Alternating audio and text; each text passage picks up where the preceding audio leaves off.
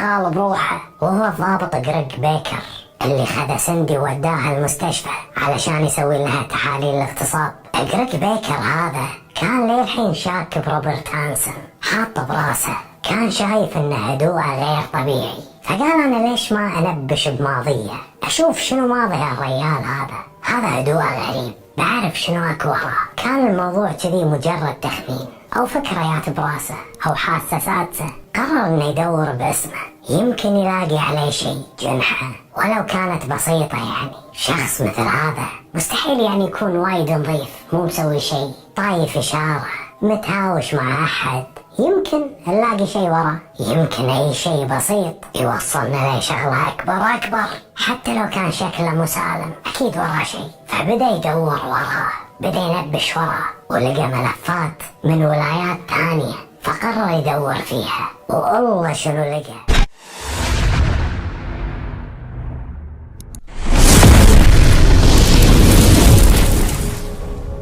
والسلام عليكم ورحمة الله وبركاته. كيفكم يا حلوين؟ طبعا اليوم راح نقرأ قصة كالعادة، ويلا خلينا نبدأ. قبل لا نبدأ هذا الفيديو لا تنسونا لايك والشير والسبسكرايب، ويلا خل نبدأ. لقى بلاوي، لقى 3 حالات اتهم فيها روبرت هانسن من قبل بنات او سيدات قالوا انه هو خطفهم واعتدى عليهم، وهي حوادث وايد قديمة. والشيء الغريب ان الاتهامات هذه ما لقت اي استجابة من الشرطة، لان البنات اللي بلغوا عليه هم بنات ليل، وكان عنده نمط من العنف ضد النساء سنة 1971. ويمكن اكثر شيء راح يربطه بالجرائم اللي الحين قاعد تصير هو انه هو الوحيد من المشتبه فيهم اللي عنده وسائل نقل ممكن توديه حق الاماكن الوعرة. فهو كان طيار وعنده طيارة، فهو الوحيد اللي كان يقدر يوصل حق الاماكن. فرجعوا مرة ثانية حق سندي اللي عمرها 17 سنة، وقرروا انهم يستجوبونها مرة ثانية، وهي كانت بذاك الوقت تحت حماية الشرطة، وكانوا يتصلون فيها كل يوم بالليل علشان يطمنون ان هي بخير.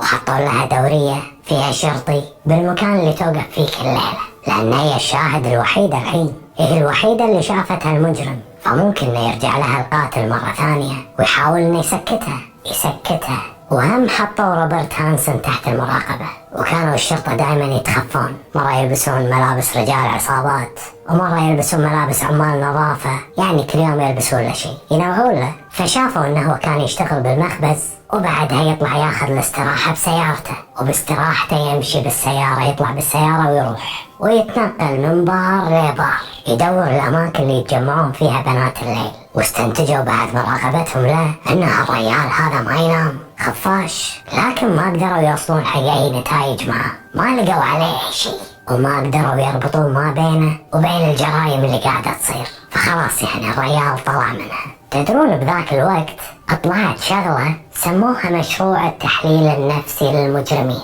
في مسلسل اسمه مايند هانتر شرح البرنامج هذا كامل بجزئين، وهو مستوحى من قصة حقيقية كان فيها عملاء فيدراليين حقيقيين وطبيبة نفسية. فبدأوا هالمشروع ومروا بوايد تحديات، وكانوا يبون يثبتون أهمية علم النفس بدراسة سلوكيات المجرمين وشلون تمت معارضتهم، لغاية ما أثبتوا فعالية هالبرنامج، وأن البرنامج هذا فعلا يقدرون يستندون عليه. وكان المشروع فعليا قائم بعلماء نفسيين وعلماء نفسيين جنائيين، يعني مو علماء نفسيين، ومعاهم عناصر من الFBI، وهو بكل اختصار يشرح سلوكيات وشكل وعمر ولون المجرم من خلال جرائمه بس. يعني يشوفون الجرائم أو شنو نوع الجرائم، ويقدرون من خلالهم يعرفون سلوكيات وشكل وعمر ولون المجرم بعد. واكتشفوا انه فعال ودقيق بشكل يصدم، لأن هالمشروع جاء من بعد خبرة طويلة، وشافوا أنماط وايد من الجرائم، يعني استندوا على تكرارات وأنماط جرائم معينة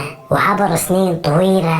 فكان المشروع وايد دقيق. فقام رئيس الشرطة واتصل بواحد من الخبراء اللي ماسكين هالمشروع، وقال له عن المشتبه فيه روبرت هانسن. فكان الرد غريب من هالخبير، على طول قاطعه وقال لا اسكت، ما ابي اسمع اي شيء عن المجرم او عن المشتبه فيه. كلمني عن الضحايا وأنا راح أقول لك عن المشتبه فيه. أنت قول لي عن الضحايا وشلون لقيتوهم وشنو أوصافهم، وأنا راح أقول لك المشتبه فيه شلون صاير. فعلى طول رئيس الشرطة قال له لقينا الضحايا بهالوضعية ولقيناهم بهالأماكن ولقيناهم مقتولين بهالطريقة، وعطاه وايد تفاصيل. وبعد كم ساعة يلا رد من الخبير هذا مو أي شيء. قال الخبير أن المشتبه فيه رجل أبيض بالغ ببداية الأربعينات، وغالبا هو عضو فعال بالمجتمع وصاحب عمل ويحب الصيد.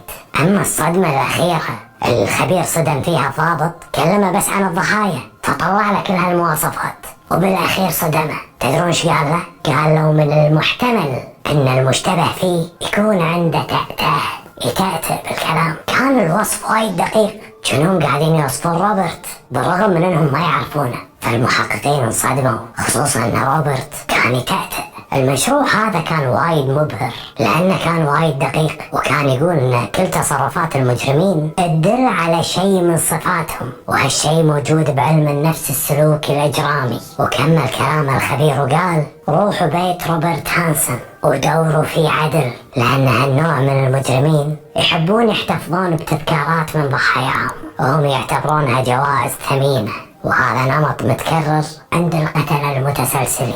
وبناء على هالتحليل تمكنت الشرطة أنها تحصل على مذكرة لتفتيش بيت وسيارة روبرت، وكانت هذه المرة الأولى بأمريكا اللي تم فيها استخدام هالمشروع، ومن خلالها يحصلون على مذكرة تفتيش. يعني بسبة هالمشروع قدروا ياخذون إذن تفتيش، وهذه كانت أول مرة تصير، لأنها تعتبر مذكرات التفتيش عندهم هي انتهاك لحقوق الفرد، وعلشان يستخرجونها لازم يكون عندهم أمر قضائي ومبني على دليل قوي بأن هالشخص هذا مجرم أو لئيد بالجريمة.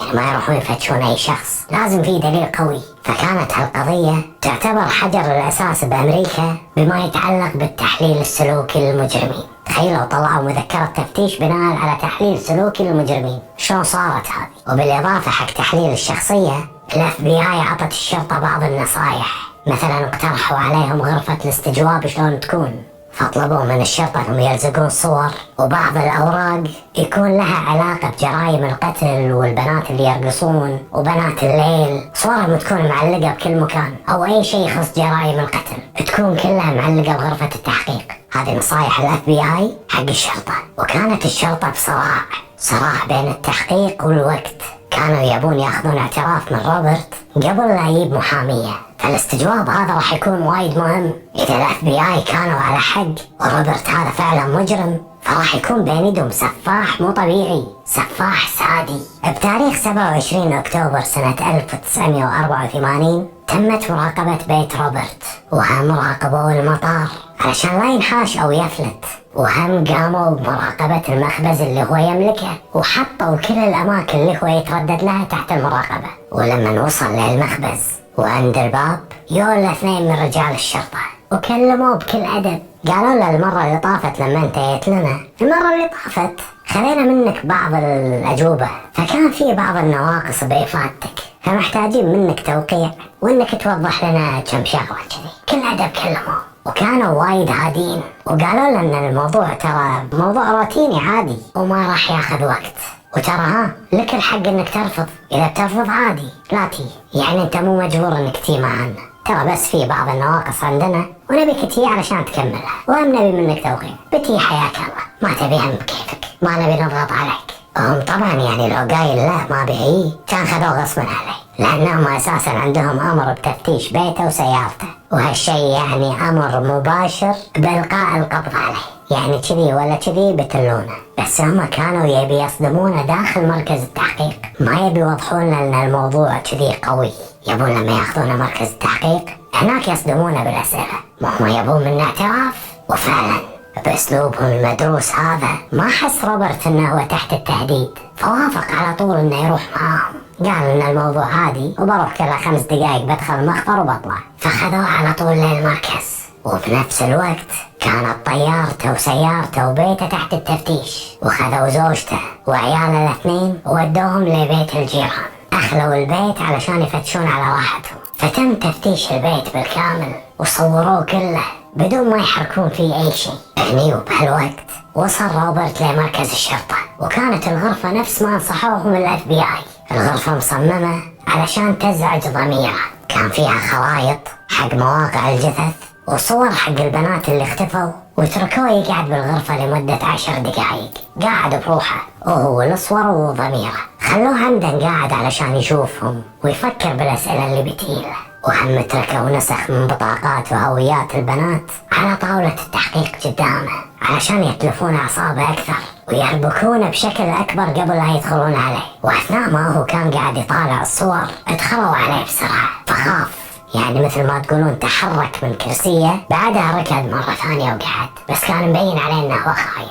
وبذيك اللحظة لما دخلوا عليه كان قاعد يطالع صورة بنت معينة، علشان كذي ارتبك وخاف. فبدأوا المحققين يسألونه عن طفولته وعن ماضيه، يعني كذي يسولفون معاه سوالف عادية. فكانوا يحققون معاه شوي، وبعدها يتصلون باللي موجودين بالبيت يسألونهم ها شنو صار معاكم، وبعدها يتصلون على اللي بالطيارة يسألونهم ها لقيتوا شيء ولا ما لقيتوا. فالمحققين اللي كانوا قاعدين يفتشون كان من المفروض عليهم انهم كل 10 دقايق يتصلون باللي قاعدين يحققون مع روبرت علشان يعطونهم الابديت او اخر التحديثات عن اي شيء يلقونه، سواء كان مهم ولا غير مهم. لازم كل 10 دقايق يتصلون فيهم. فهذيلا كانوا يعطونهم المعلومات، وهذيلا يروحون يسألون روبرت، يعني تجيلهم المعلومات ويروحون يسألونه، شغالين عليه. ومن بين الأشياء اللي سألوه عنها واللي لقوهم محققين التفتيش هناك ببيته تلفزيون قديم سألوه عنه، كان يستخدمه كتحفة يعني، وخريطة طيران موجود عليها 21 علامة صيد. وسألوه عن بعض أحبال يستخدمونها بالصيد وبعض الفواتير. يعني تم سؤال عن كل شيء، سواء كان مهم ولا غير مهم، سواء كان يفيد التحقيق ما يفيد التحقيق، المهم انهم كانوا يسألونه. وبكذي مر الوقت بطيء ومتعب على الكل، على المحققين وعلى المتهم نفسه. وهني وبهالوقت انزلت فرقة التفتيش للسرداب الطابق السفلي، وكان بالضبط نفس الوصف اللي وصفته سندي، نفس المكان اللي قالت ان اللي خطفها خذها وحطها فيه، نفس الشيء بالضبط. رؤوس حيوانات محنطة كانت معلقة على الطوفة، الصوفة اللي موجودة بالنص، سلاسل كانت موجودة على الأرض، كل شيء كان بنفس الوصف اللي وصفتها البنت. ولما وصلت هالمعلومة حق المحققين اللي قاعدين يحققون معاه هناك بغرفة التحقيق، بدأوا يضغطون عليه أكثر. وأخيرا اعترف روبرت أنه تعامل مع وايد من بنات الليل، كان يعرفهم ويتعامل معاهم، وأنه هو مو هذاك الزوج المخلص مثل ما أنتم متصورين. أنا عندي خرابيط، أنا أروح حق بنات الليل، لكن أنا عمري ما أذيت أي بنت تعاملت معاها، أنا صدق إني خاين، بس أنا ما أذيت هالبنات. هذا اللي قاله. وقال عن خريطة الطيران اللي لقوها عنده بالبيت، واللي هي المناطق اللي لقوا فيها الجثث، إنه هو ما يعرف عنهم شيء، وإنه هو كان قاعد يتدرب على الصيد، وإن 21 علامة اللي موجودة على الخريطة هي عبارة عن مناطق هو صاد فيها، فعلشان لا يرجع لها مرة ثانية حط عليها العلامات، يعني علشان يدور على مناطق صيد جديدة وما يرجع لها مرة ثانية، حال أي صياد. وبعد ساعات من التحقيق معاه ما وصلوا معاه لأي شيء، لكن الشرطة كانوا مصممين انهم ينتزعون اعتراف منه، كانوا يبونه. هني عرف روبرت ان الشرطة ما راح يتركونه، فعلى طول طلب محامي، خاف انه يطيح تحت الضغط.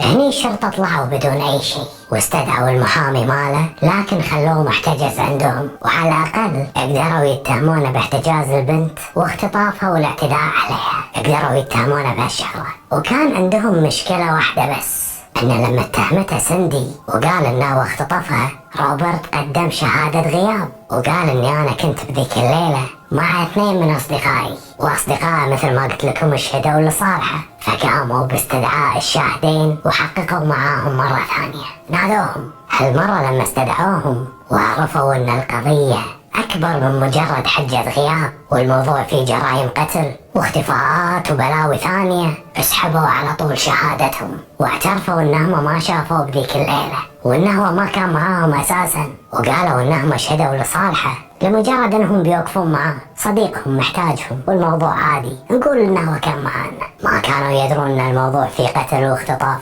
وموضوع البنات المفقودين. هني روبرت كان محتجز، وفرقة التفتيش للحين قاعدين يفتشون البيت، وفتشوا البيت أكثر من مرة والسيارة أكثر من مرة والطيارة نفس الشيء. كانوا مصممين انهم يلاقون اي شغلة تربط روبرت بهالجرائم. واخيرا وبعد اسبوع من التفتيش صعد واحد من المحققين للمخزن اللي فوق ببيت روبرت، ولقى بالزاوية تحت عداد الكهرباء مجموعة من الأسلحة كانت مخشوشة هناك، ومن بينهم بندقية صيد عيار 223.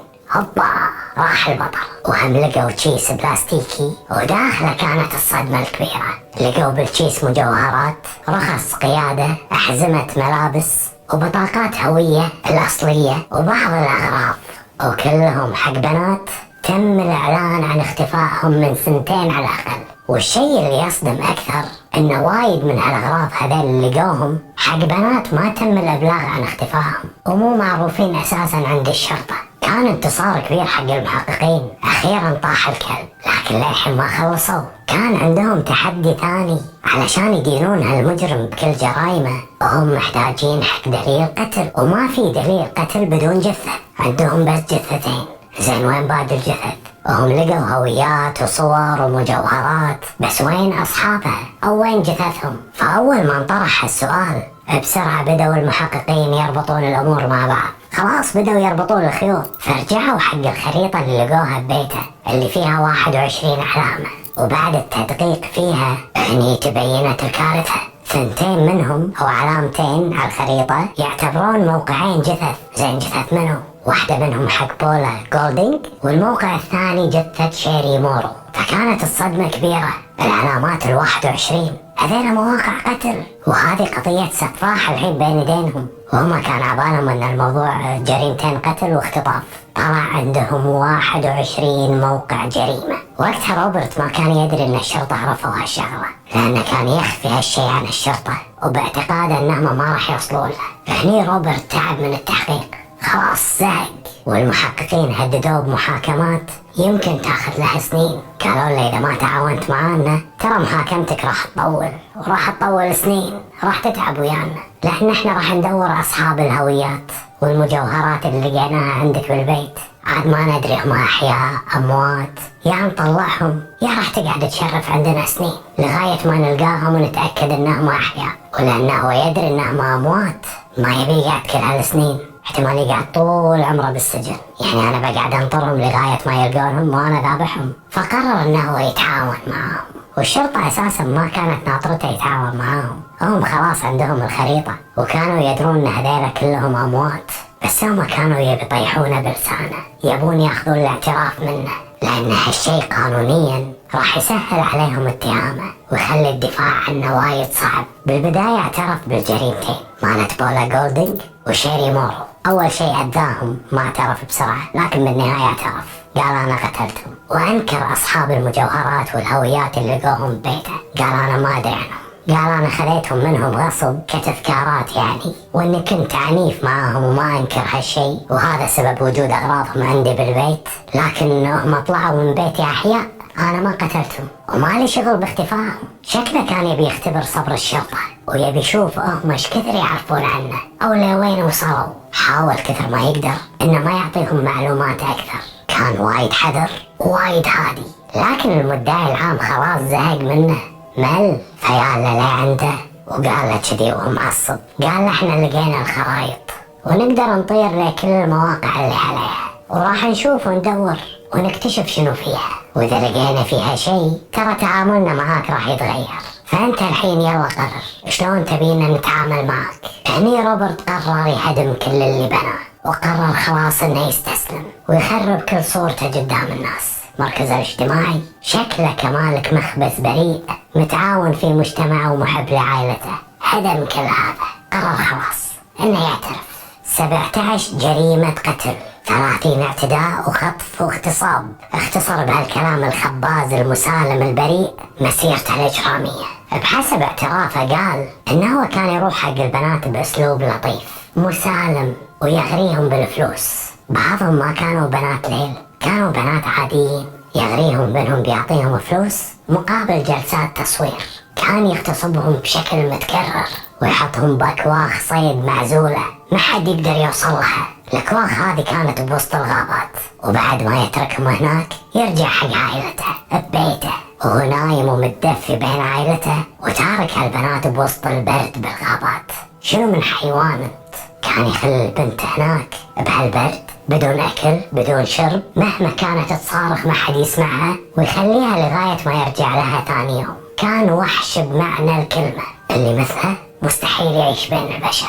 ببداية اعترافاته كان يقول انه هو يقتلهم قتل رحيم علشان ينهي معاناتهم عقب التعذيب اللي تعذبوه. كان يقتلهم قتل رحيم، لكن الشرطة لما لقوا الجثتين كان باين انهم بوضع الصيد مثل الحيوانات، وواضح انه هو قتلهم وهم قاعدين ينحاشون او يهربون منه. فكان واضح حق الشرطة شنو اللي سواه فيهم، لغاية ما اعترف بشيء ما حد يقدر يتخيله. تدرون ايش كان يسوي بالبنات بعد ما يخلص منهم؟ وهو بالاول كان يربط ريولهم، فكان يشيل الحبل من ريولهم يفتشه يبطله، لكن كان يخلي عينهم مربوطة ما يشوفون شيء، ويطلب منهم انهم يركضون علشان يعيشون. يقول لها اذا بتعيشين يلا ريولك مبطلة، لكن ما تشوفين، ركضي انحاشي روحي. فكانوا يركضون بوسط الغابة وعيونهم مغمضة ويسمعون الصوت وهو قاعد يعبي المسدس. الأرض باردة كلها وحل، الأشجار كثيفة. كانوا يركضون وما يشوفون شيء، يدعمون بالأشجار ما يدرون شنو اللي قدامهم. مرة البنت تطيح وتقوم، مرة تدوس على شيء حاد يشق ريولها. فكانت البنت تتعذب وهي تركض وهو ماشي وراها وبيده المسدس. هالدقايق الصعبة اللي كانت تمر على البنت كانت أسعد دقايق حق روبرت. هني كان يستمتع، كان يمشي بهدوء ورا الضحية وبيده المسدس ماله، ويشوفها تطيح وتقوم وتحاول انها تنحاش، ويتمشى وراها بكل ثقة. فيبدي يصوب عليها المسدس ويطلق النار حواليها لغاية ما يزهق يمل يتعب من هاللعبة، خلاص يبي ينهيها. هني ينهي اللعبة هذه كلها برصاصة واحدة بصدر الضحية. هني كانت تموت.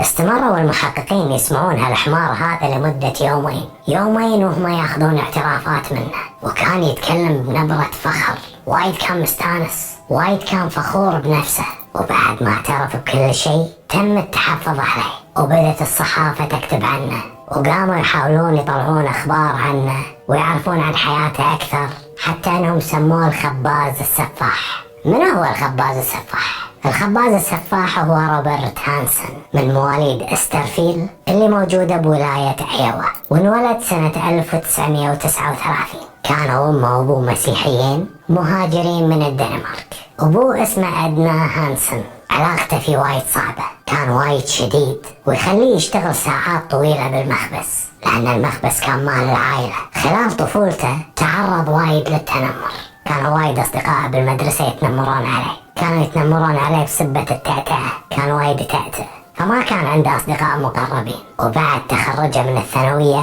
سنة 1957 دخل الجيش الأمريكي، وهناك تدرب وصار رامي ممتاز. مو رامي صبري، لا هو رامي مع الرماية، هذا عرفتوه؟ اوكي. وبسنة 1960 تعرف على بنت حلوة وتزوجها، وبتاريخ 7 ديسمبر سنة 1960 كان في جراج كله باصات مدرسة، راح الأخ وحرقه كله. وقلت لكم القتلة هذول يحبون يحرقون الأشياء، مثلث ماكدونالدز واحد منهم إنه يحرقون الأشياء. هني تم إلقاء القبض عليه، واحد من أصدقائه اعترف عليه وسلمه للشرطة، وانحكم عليه بالسجن 3 سنوات. وخلال ه3 سنوات اطلبت زوجته انه يطلقها، وقدرت تطلق منه بحكم المحكمة. لكن بعد 20 شهر من سجنه تم اطلاق سراحه، هدوه طلع باطلاق سراح مشروط. وبهالفترة شخصوا حالته وقالوا انه غير مؤهل عقليا. وبسنة 1963 تزوج زوجته الأخيرة وأنجب منها طفلين.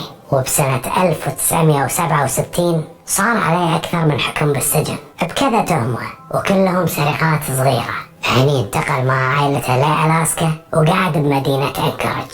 هني خلاص روبرت كبر وتعلم شلون يختفي بين أفراد المجتمع، واستفاد من دروسه اللي مرت عليه قبل، فخلاص تعلم اللعبة وقرر انه ما راح يتصرف تصرفات واضحة تؤدي بانه يتم القاء القبض عليه مثل المرات السابقة. وفعلا قدر يندمج بالمجتمع الجديد وصار محبوب من كل الناس اللي عرفوه، وكان صياد محترف وحطم أرقام وايد بالصيد، كان شاطر. وبعد ما حطم آخر رقم قياسي له بالسنة اللي وراها تمت إدانته باغتصاب بنت ليل ومحاولة اغتصاب ربة منزل، لكن قعد 6 أشهر بالسجن بس. وبسنة 1977 انسجن مرة ثانية لأنه سرق منشار كهربائي. حمار انت، يا مغتصب يا سارق، شنو انت بالضبط؟ حدد موقفك، قل لنا شنو تبي تصير، احنا نساعدك. ذبحتنا. بعدها شخصوا حالته باضطراب ثنائي القطب واطلقوا سراحه بعد سنة واحدة. وبأوائل الثمانينات بلغ عن عملية سرقة، قال ان بيت انباق،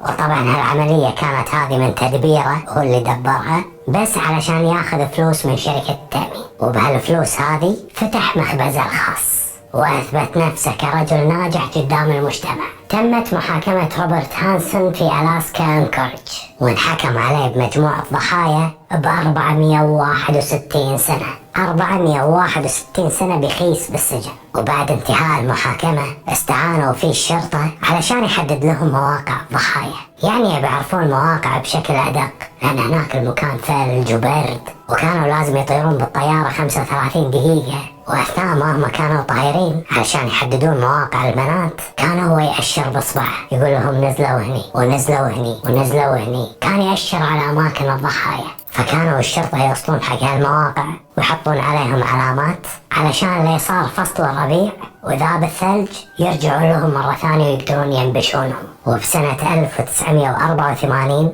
لما صار ربيع وذاب الثلج كله رجعت الشرطة حق هالأماكن، وفعلا تم استخراج أكثر من جثة وتم تسليم رفاتهم حق أهلهم. من 21 علامة اعترف هالسفاح بقتل 17 ضحية. هذا اللي قدر يتذكر مواقعهم واللي قدروا يلاقونهم الشرطة بعد ما ذاب الثلج هم 11 جثة. وكانت سو لونا واحدة منهم. بوبي وزوجها وايد تضايقوا لكن شوي ارتاحوا، على الأقل عرفت أختها وينها، يعني خلاص عرفت مصيرها. في جواب حق سؤالها اختي وينها، تخيلوا ان هي لليوم ما تدري وينها، وعلى امل انها عايشة. للأسف بألاسكا ما في حكم اعدام، فظل روبرت هانسون محبوس بزنزانة فردية بدون امكانية اطلاق سراح مشروط، وتوفى بالسجن سنة 2014. نفس ما اقول كل مرة، موتة كلب.